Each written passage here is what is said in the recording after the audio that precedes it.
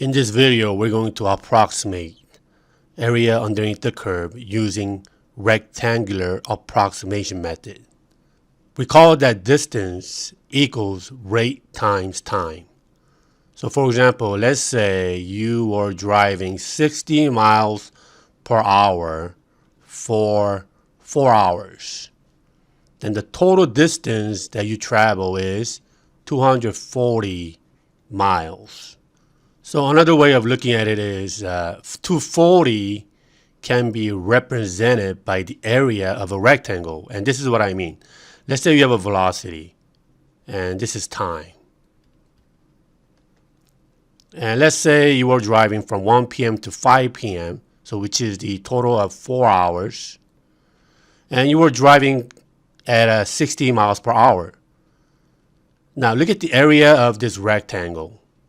The width is going to be 4. 5 minus 1 is 4. And the height is going to be 60. So 60 times 4 is going to be 240.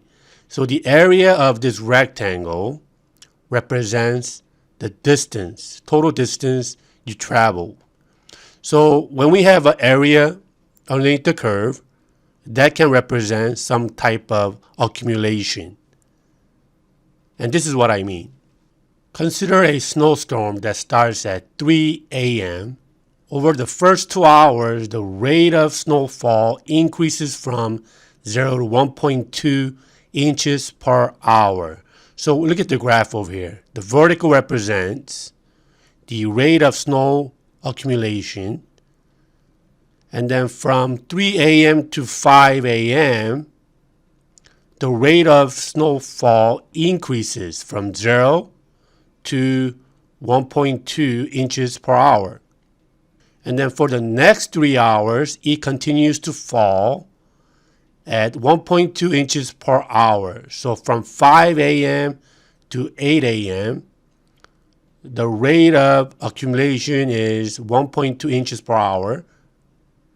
And then at 8 a.m., it begins to taper off, decreasing at a steady rate until the snowfall ends at 10:30 a.m. So from 8 a.m. to 10:30 a.m., the rate is decreasing. And they want you to find the total amount of snowfalls during this storm, which means so the interval that we're looking at is from 3 to 10.5. And basically we need to find the area of this trapezoid to find the total amount of snowfalls. So what I like to do first is I want to break it into a triangle, rectangle, and a triangle. So what is this area of a triangle? It's going to be 1/2 times the base of this triangle will be 2, 5 minus 3. And the height will be 1.2. Plus, what is the area of this rectangle? It's going to be 8 minus 5, which is 3, times the height of the rectangle, which is 1.2, plus area of this triangle will be, this is going to be 10.5 minus 8, which is going to be 2.5, and the height is 1.2. And don't forget to multiply by 1/2. Okay, it's the area of a triangle. Now when you add this up, you are going to get 6.3 inches. That is the total amount of snow that was accumulated from 3 to 10.5. Now you could also use a formula for a trapezoid. You know that the area of a trapezoid is 1/2 times h times the quantity base 1 plus base 2. Well, this is going to be base 1 And right here, that is going to be base 2. And height is 1.2. So base 1 is going to be 3, because a minus 5 is 3. And base 2 is going to be 10.5 minus 3, which is 7.5. And when you calculate this, you will get 6.3. So you get the same result. Now, how would you find the area underneath this curve? It's not so easy because the curve is not constant. For example, when you are driving, you don't drive 60 miles all the time. Sometimes you drive 60 miles per hour, sometimes 70 miles per hour, or 55, and so forth. So in this case, in order to approximate the area underneath the curve, we use this method called RAM, which stands for Rectangular Approximation Method. So basically, we are using the approximating the area underneath the curve using the area of rectangle. And we have LRAM, RRAM, and MRAM method. L stands for left-handed, R stands for right-handed, M stands for midpoint. And we're going to talk more in detail later when I show you example.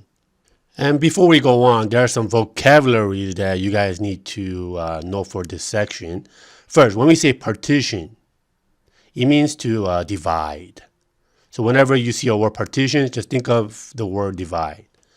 And n represents the number of rectangle you are using to estimate the area underneath the curve. By the way, the higher the number of n, you will get closer to the actual area underneath the curve. Now, delta x equals b minus a over n, where a and b represents the interval that you're starting from, a to b. So this area is starting from a to b. That's the main interval that we're looking at. And delta x is the width of a rectangle. So this can be represent the delta x. And f of x, if this is y equals f of x, in order to find the height of the rectangle, you have to use f of x for the height of the rectangle. Now we have this thing called subintervals. Subintervals are created when you divide the main interval by n. So each of this is a subinterval from here to here, from here to here, and from to here. So number of subintervals is equal to n, which is the number of rectangles. And you'll understand it better when I do examples. So we have y equals x squared from 0 to 2. And you want to approximate the area underneath this curve using rectangular approximation method. Let's say we want to use n equals 4. So basically we're going to use 4 rectangles from 0 to 2 to approximate the area underneath the curve. That means we need to have 4 subintervals. And our delta x is going to be, which represents the width of a rectangle, is going to be b minus a, which is 2 minus 0 over 4, which is going to be 1/2. So notice, you have 0 here, and you add 1/2, that's going to be 1/2. And you have 1, and you add 1/2 to 1, you're going to get 3 over 2. So look, you have 1, 2, 3, 4 subintervals. So first subinterval will be from 0 to 1/2. And second subinterval will be from 1 over 2 to 1. And then the third subinterval will be from 1 to 3 over 2. And then finally, the fourth subinterval will be from 3 over 2 to 2. Okay, these sub-intervals are very important as we approximate the area. What we're going to do is we're going to use LRAM method to approximate the area of this curve. Remember, L stands for left-handed point. So look at the sub-intervals. What are the left-handed point? Is 0, is 1 over 2, 1, and 3 over 2. So if you draw rectangles based on these left-handed points, when x equals 0, 0 squared is going to be 0, so there's no height of the rectangle. It's going to look like this. What about when you use 1 over 2? 1 over 2, and 1 over 2, the height is going to be this. And you move it to the right. And at 1, the height of the rectangle will look like this. And you move it to the right. And then at 3 over 2, the height of the rectangle will look like this. And you move it to the right. So this area represents approximating the area underneath the curve using LRAM. So how do you find LRAM now? Well, the first rectangle is going to be, the height is going to be 0. And what is the width? Width is going to be 1 over 2. That's the area of this rectangle, which is 0. What about this right here, this rectangle? The height is going to be 1 over 2 square times the width, which is 1 over 2, plus at 1, the height is going to be 1 square. Maybe I should put 0 square to make it consistent. 1 square times the width, which is 1 over 2, plus at 3 over 2, the height of this rectangle is going to be 3 over 2 square times the width, which is 1 over 2. Now to find the area, now all you got to do is add this up. And I got 1.75. So I'm going to put LRAM equals 1.75. Now to find the RRAM, that means you are using right-handed points. So you're using 1 over 2, 1, 3 over 2, and 2 to find the height of the rectangle. So at 1 over 2, now you go up. Instead of moving to the right, you have to go to the left. And then from 1, you go up. You go to the left. And at 3 over 2, you go all the way up and you go to the left again. And at 2, you go all the way up and you go to the left.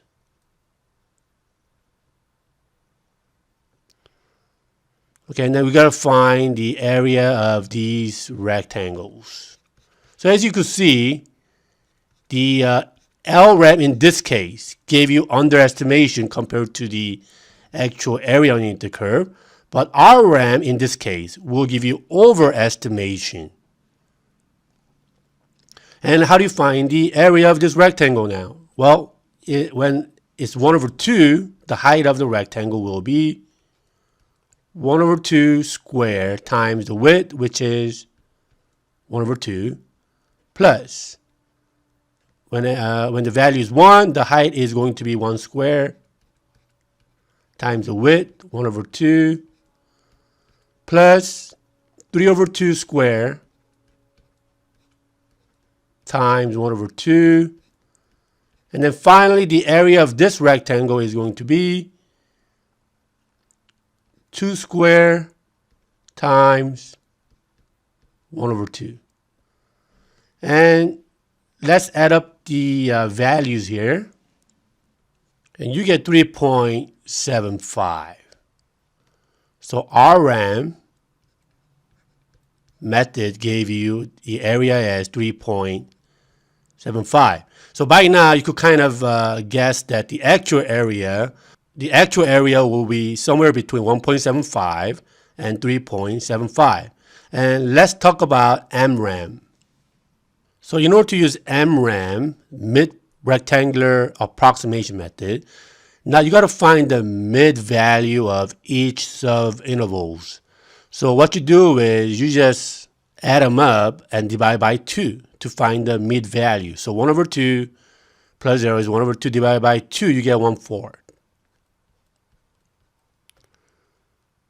And what about 1 plus 1 over 2 divided by 2? You get 3 over 4. And 3 over 2 plus 1 divided by 2, you get 5 over 4. And here you're going to get 7 over 4. So we have 1 over 4, 3 over 4, 5 over 4, and 7 over 4. We are going to use these values to find the height. So what you do is from 1 over 4 you go all the way up. Now you draw a height of the rectangle. And then from 3 over 4 you go all the way up. You go to the left and to the right.